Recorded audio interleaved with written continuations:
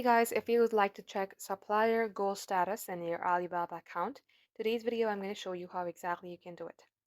So first thing first, get logged into your account and then search for a product. So in your case, it might be anything.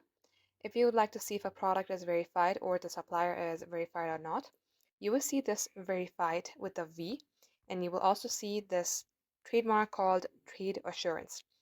And if you scroll below, you will also see further certifications. And if you see that they are, in this business for more than 5 years, just know that they are legit and they have been selling this product for a while. So in my case, this has 4 review out of 5, which is a quite good rating. And the year is 2015, so they are nearly 10 years in business. And also they have this badge of trade assurance.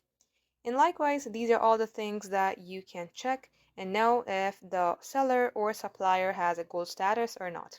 Furthermore, you can also explore its certifications under certificates. And likewise, this is how you know it, guys. Thank you for watching.